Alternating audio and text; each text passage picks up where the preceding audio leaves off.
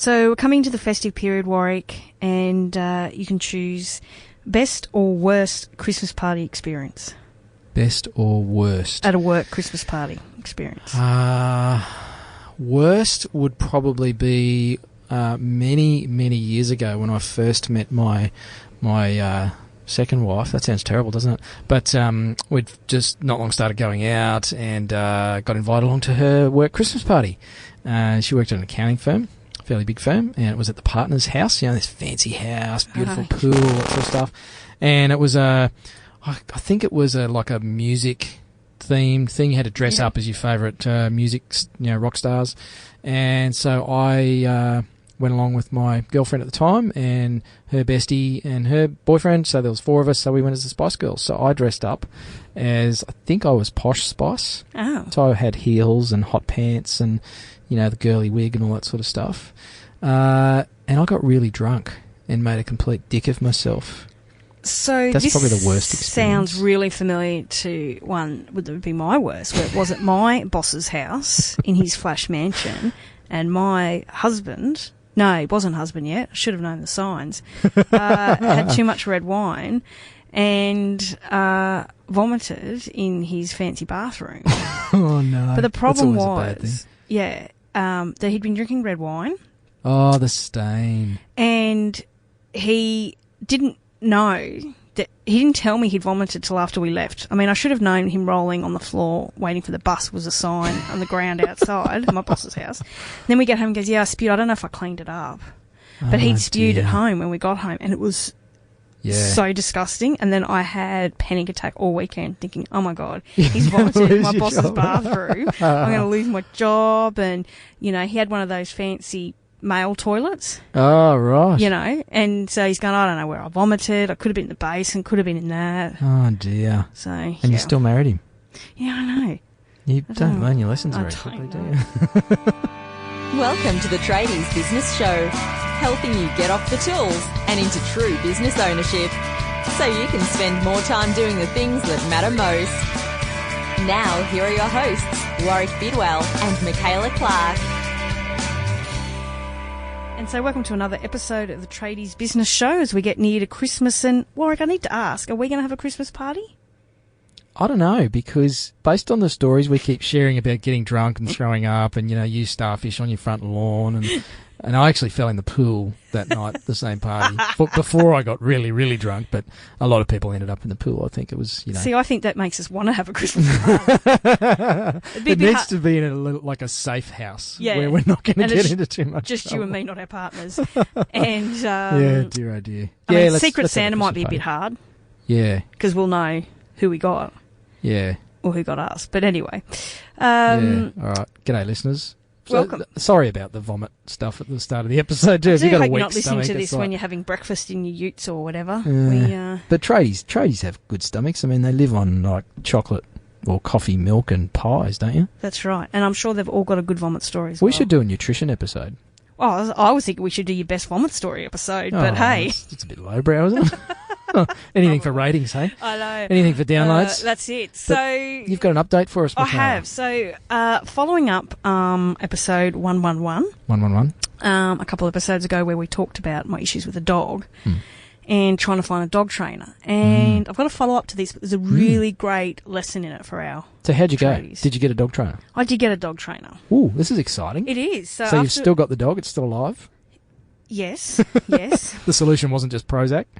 No, but it was such an interesting experience because when we recorded the show and I was, back there, if you haven't listened, don't necessarily have to go back and listen. It wasn't high quality, but I've got this pain in the ass dog that we can't get rid of, and it chews and eats everything and digs, and it's just a nightmare. And it's cost us about $7,000 in furniture and numerous other things that it's eaten that we can't replace. But anyway, so husband and mother-in-law, or my mother, desperately want to get rid of this dog. Like my mother said, it's me or the dog.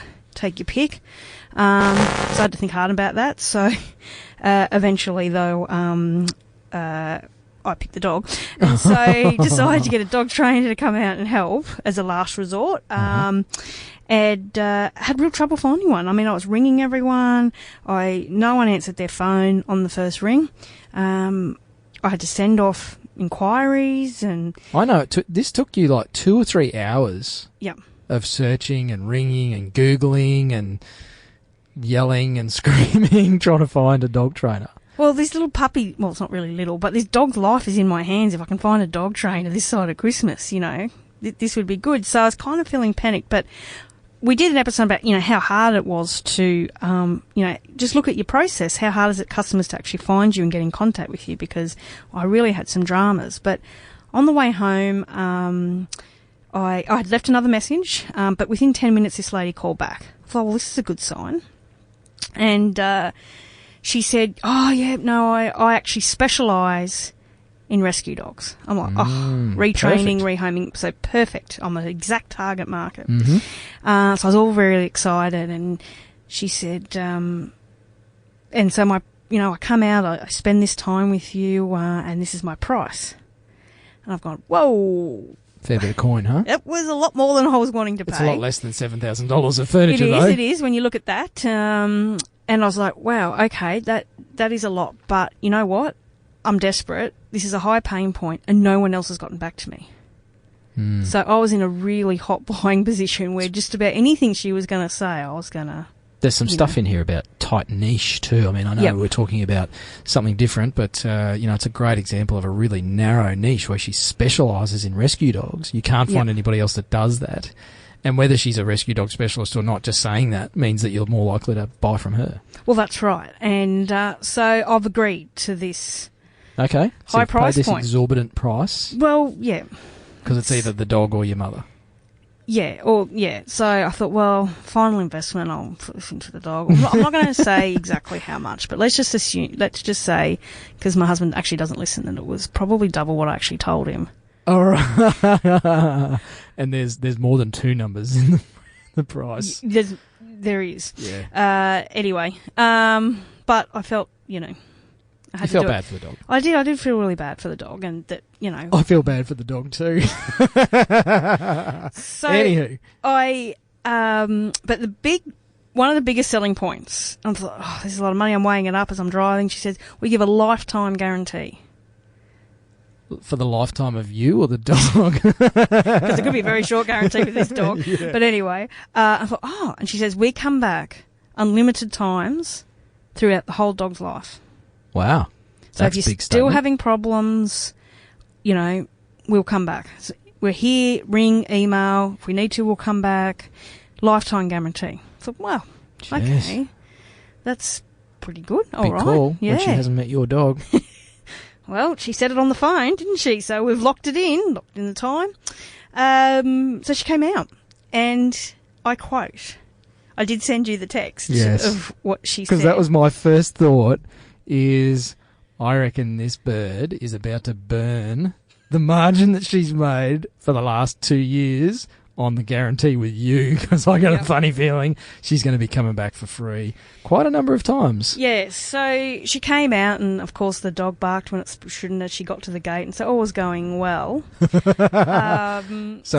wasn't like, you take your car in with a noise and the mechanic can't make it do the noise. Your dog actually performed really well. Yeah, because it didn't perform well when the person was there. So it barked and all that sort of crap. Yeah. So so she started to talk to her about my problems. She got all that information. She could see what's happening and offered some really great advice and all that kind of thing. But I quote, she says, after spending an hour and a half with my beautiful Ella, quote, that I've never had a dog like this in 21 years. Oh dear. So I know who's getting more value out of this sale, and it ain't her. No, so I'm that customer that you never want to give a guarantee to with a dog like this. And, long story short, the dog got abused when it was very little. It's got a burn on it. Not by you guys. No, not by us. You guys rescued it from We the did, pound. and it got burnt when it was younger, and we think it was tied to a lead when it happened. So it's terrified of leads. What is wrong with people? I know. And so now I'm like, this poor dog's gone through so much. So, after an hour and a half, we were able to get a collar on her. Wow. And then, with the lead and everything, she was so terrified at the sight of a lead that she then, for the whole rest of the day, couldn't eat, shook, for 5 hours. Far out. After seeing a lead come out. Like, that's her level of fear and anxiety around leads.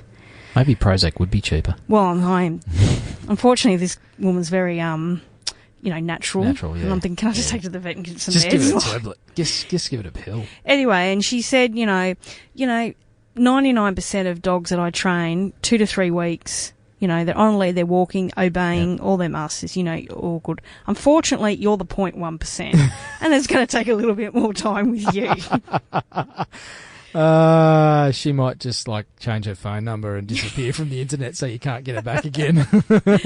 So and reword the guarantee for next time. So at this point we are working on putting a lead near food and getting her to eat. So we're still a long way to get it on the lead and walking with me outside the gates of the house. But it's progress. But can I just say, even in the last couple of days, she hasn't chewed a thing and she hasn't dug a hole. No, it's pretty big. Because I know there's been some very stressed conversations with you about this dog's destructive tendencies over the last year or so. Yeah, and she barely barked at anyone walking past. So obviously it's going to work, which is going to take obviously a lot of time and effort. But I just wanted to talk about, I was prepared to pay a higher rate for someone that I know is going to solve my problem. Yep, and it's something that I think people miss the point in sales is they start talking about what they're going to do. So as a tradie listening to this show, you may not be guilty of this, but I have a funny feeling you possibly are. Like most of the people I talk to and hear from, is your sales process is telling people about what you do, how you do it, why it's quality, how many thousand years experience you've got, that it's a family business, blah, blah, boring, nobody cares. What people are interested in is you solving their problem. And as Michaela's talked about here, like this chick could have talked about her technique, she could have talked about, previous successes, all that sort of stuff. But really it just came down to being able to articulate the problem better than Michaela could. And then obviously she's in a pretty tight niche, which is very helpful. That's another marketing tool. And she rang me back. Yeah, she rang you back, so that's a good start. And then the guarantee basically removes buying resistance. So as a listener to this show, I'm going to put the challenge out there to you. Think about what's something you can guarantee that will remove resistance for people to buy from you when there's 20 plumbers to choose from or 15 electricians in your area, whoever it is. A guarantee is such a powerful way to position yourself away from your competition. It doesn't have to be a monumental guarantee, and you can word the fine print of your guarantee any way that you like. So you take away a bit of that fear that people will take advantage of you. And like this chick said, 99.9% of people, it's like a couple of weeks, she's got a sale. She hasn't had to go back a whole bunch of times and it still works fine. And you'll get the 0.1% like Michaela. So point to note, tradies, don't offer to do any work for Michaela. Another example we've had on the show previously, which is Nick May, the painter, who gives a lifetime touch-up guarantee when in the same house. Yep. And we are getting him back on the show again because he's doing some great stuff as well with growing his business. Yep.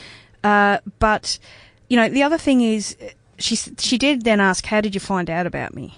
Wow. Marketing test and measure question. Yeah, so it was good that she asked because I noticed these things. And I said, well, interesting story. I actually did a whole podcast episode on it. So maybe we should get her on the show. Yeah. So she was kind of a tradie. Yeah. A dog tradie. Yeah, and she was pretty chuffed that, I told her all about the experiences that I've had and she was going, oh, but I rang you back pretty quick, didn't I? I said, yeah, you actually did. You rang back in 10 minutes and it was all good. So, and I said I'd give her a shout out. So it's Faith at Barkbusters on the Sunshine Coast. Ah, right. Yeah, so cool. I thought I'd give her, a shout out. And I said I was going to do a follow-up episode with her. What's the website? Do you know? Barkbusters.com.au. You hope so anyway. Yeah. We'll stick it in the show notes. But it was started by a lady, it's part of a franchise, started by a lady a long time ago that actually worked at the RSPCA, and she saw most of the dogs were coming in getting surrendered because they just weren't trained properly. So she started this own business about, training and stuff like that. So it had a nice backstory, and so the whole storytelling came into it during her sales pitch as well. So some great lessons in there. There is. So and she was pretty chuffed, and the dog really fretted after she left on Friday, and I was like, oh, it's going to help, But she emailed me that night. Look, I've really been worried about your dog. Is it okay? How's it been going? She could have automated that. Yeah, she could have. Maybe it was. Yeah, but it was no, it wasn't. But it was just good to see that she probably realises she's going to lose money on me. Yep. But straight away she was following up and making sure the dog, because I am really concerned about the dog. Do you mind if I use her as a case study? So again, here's a testimonial for her that she's done, and I'm like, yeah. So it's not a complete loss. She's looking at it as well. This is going to be a good case study. And hey, look, she's looked after you. You've given her a shout out on the show, and I'll tell everyone about how great she was. Exactly. So I love the guarantee. I just think that is such a powerful marketing tool that's missed by so many small business owners. You don't have to guarantee money back or anything else. I don't want my money back. I want my dog fixed. Exactly. I want my problem solved. And you know what? Just, I guess as a closing point from me on that, when I ask people about guarantees and they say, I'm not putting a guarantee in place, people will take advantage of me. The question I ask, and I'm asking this to you as a listener, is if you do a job for somebody and they're not happy with it, do you go back and fix it now? I guarantee your answer is yes. You're doing it anyway. Just use it as a marketing tool, turn that into a written guarantee, and then you can market that because your competition probably aren't. So you're already actually guaranteeing your work in some ways. You can get a little bit more creative with that and just turn that into a marketing benefit. And I know some industries, they have to have a guarantee as part of their work and things, but the customers don't know that. No. They don't know that you have to have that. So make sure you're promoting that as well. But be creative about your guarantee. Absolutely. Well, thanks for sharing, Michaela, and thanks for the vomit story too. Yes, it's an enlightening episode today, hasn't it, been in my life? Vomits and dogs chewing stuff. Anywho, nice little update there, and if you want some more tools, I guess, to help you with your business. Or a dog. Yeah, or a dog. But go to the tradiesbusinessshow.com, and we've got our funky new free resource there for listeners of the show, 99 marketing tips. I don't know, have we got guarantees in there, Michaela? I can't remember. Probably. Guarantee you'll find one tip we guarantee that you should implement. Or we'll give you your money back. Yes, could guarantee that. But go to tradiesbusinessshow.com, chuck in your name and email, grab the 99 marketing tips. There's some really good ideas in there. And tell us what you think. Go and hit us on Facebook as well. Until next episode. Bye. Hooroo. You've been listening to the Tradies Business Show with Warwick Bidwell and Michaela Clark. Want to get off the tools and into true business ownership? Find out how at tradiesbusinessshow.com.